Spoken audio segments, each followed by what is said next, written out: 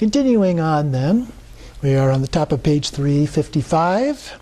Blessings of body, speech, and mind. The great commentary says, here the body, speech, and mind of the newborn child are blessed to become the waking state, dreams, and sleep. So those would be the three bardo states during the lifetime.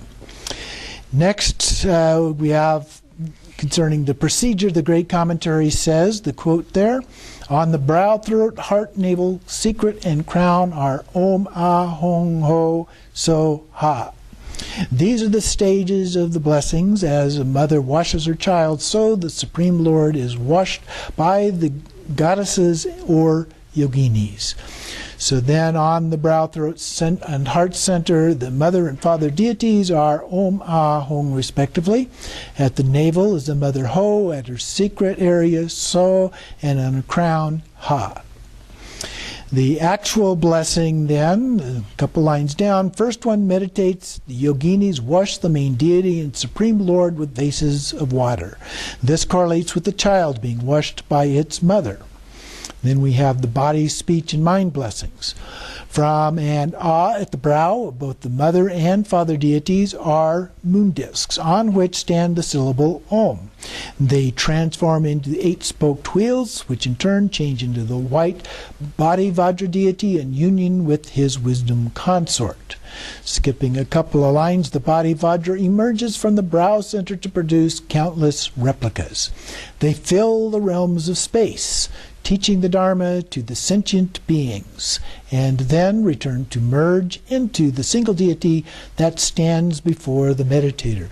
So this is similar to what we see in lots of sadhana practices where the light radiates out to beings and so forth and transforms them into the deity and so forth.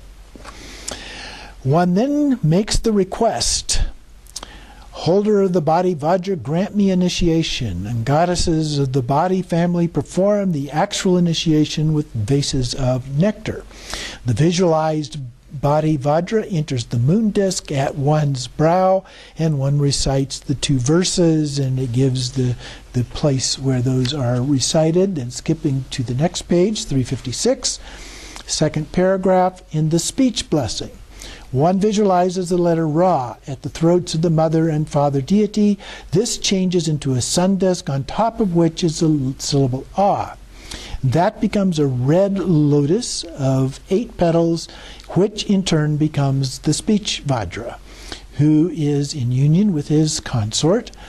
And he emanates and teaches and returns as a single deity and requests the initiation. The goddesses bestow the initiation. The speech Vajra returns to the sun mandala at the throat, and one recites the 2 verses which it mentions here again. Then similarly with the mind blessing in the next paragraph, visualize a drop at the heart of both the mother and father. This becomes a dark blue Rahu mandala on top with the syllable Hung, and then 5-pointed Vajra, the black mind Vajra in union with his wisdom consort, emanates and teaches and returns as a single deity to the meditator who requests the initiation, and the goddesses bestow that.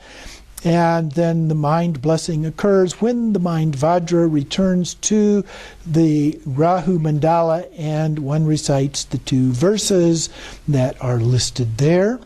After the mind blessing, one recites the mantra Om Soha Tathagata Kaya Vakachita Swabhava Atmakoham. I, the yogi, hold the pride of being the nature of the body, speech, mind of all the Tathagatas.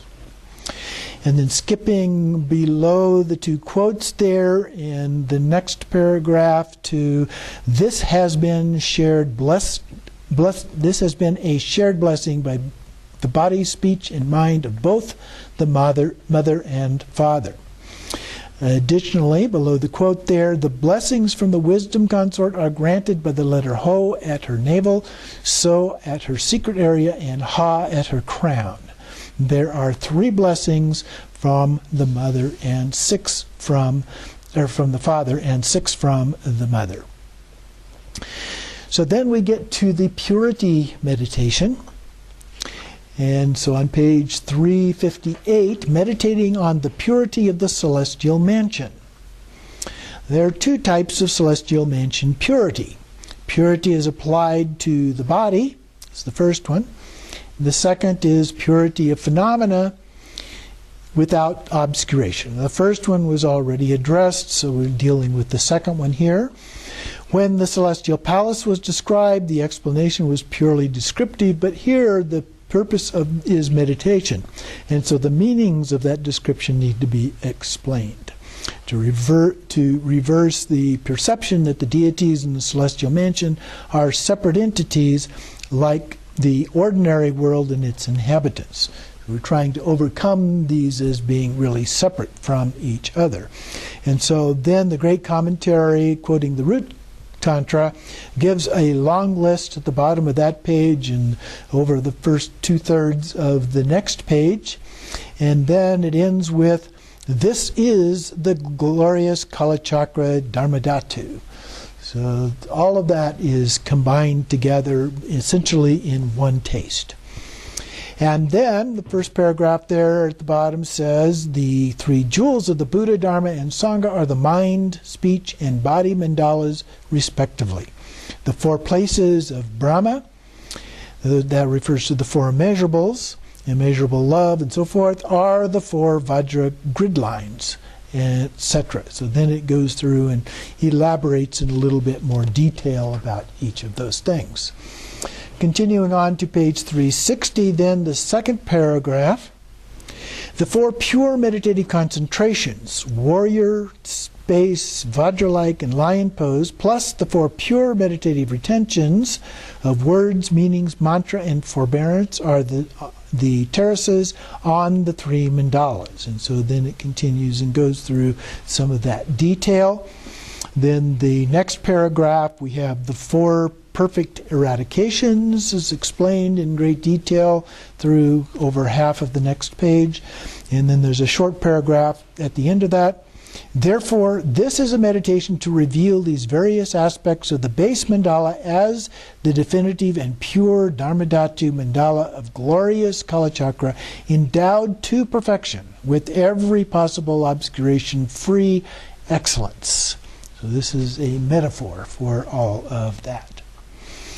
Then we have meditating on the purity of the resident deities. First, two parts, the channel purity and the aggregate and sphere purity. So we start with the channel purity. This is taught in verse 101 of the Methods of Accomplishment chapter. Skipping some lines here then. "The purified forms of the 8 channel petals of the heart are the 8 faces and the 8 Shakti." And so there are the petals at the brow, the petals at the crown, the petals at the throat, the petals at the navel, the petals at the secret area, and the purified forms of the 360 channel petals, purified forms of the fingers and toe joints, plus the pervading channels.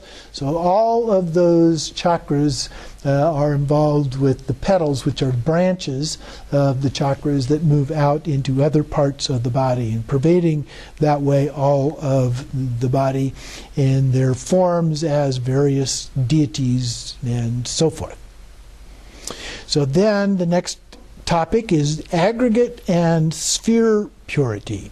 So starting at the end of the 4th line there, external time is the sun moving through the 12 houses, while internal time is the cause and effect phenomena of the 12 links of dependent origination. In their purified form, these become the Vajra holder Kalachakra. The 12 links of dependent origination are causes and effects. And so he goes through and explains that in a little more detail. And in the second paragraph on 363, the way these effects are produced from these causes is follows. And so then that paragraph goes through and again explains that in some degree of detail, which you can investigate on your own. Then the next paragraph says this is consistent with the thinking of Master Nagarjuna. And so he explains that, but the main point here is that it is consistent with other sources in terms of the explanation. At the very bottom of the page, last paragraph, the length of time in the womb is applied to the links of dependent origination.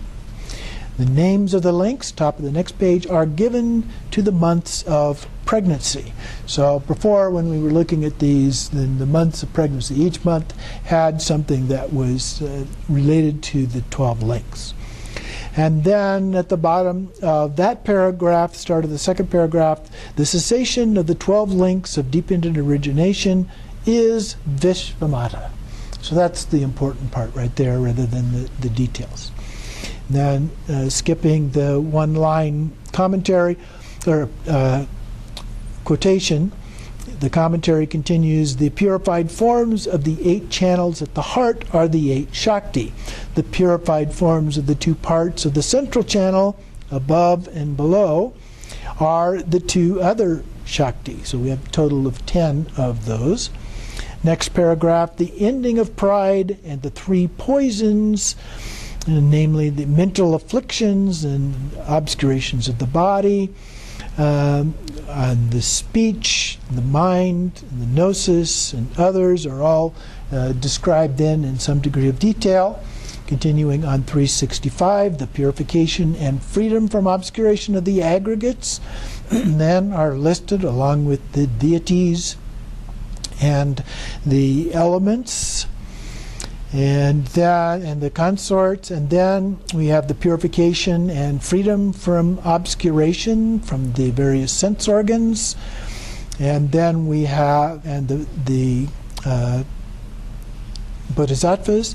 Then we have the purified sources, which are the various sense perceptions and the deities associated with those, the purified forms of the powers, again the various ones there, also the organs, the organ faculties, the 8 periods, and so forth. And then the next paragraph deals with the 60 channel petals. And then we have the purified and obscuration-free forms of the 12 months, the purified forms of the 360 breaths of 1 hour, and the 32 channel petals that are linked to the nagas and fierce females and so forth. So all of those things are given in fair degree of detail. Finally, on page 366, we have the hairs in their purified forms, as well as the pores in their 35 million forms.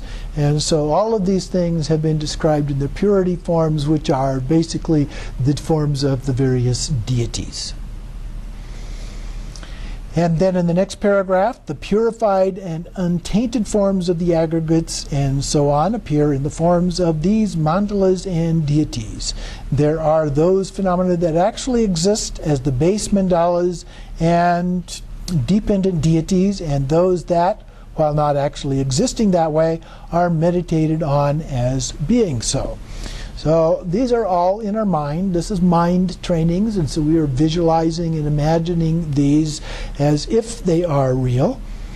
Then we go to the bottom, last part of that paragraph, the last maybe 5 lines, when the great commentary says, with the cessation of the elements, the pure other elements arise, and the other forms and so forth, the other eyes and so forth. The term other here is in the context that must refer to the aspects of the base mandalas and dependent deities that appear to the mind of the generation stage practitioner.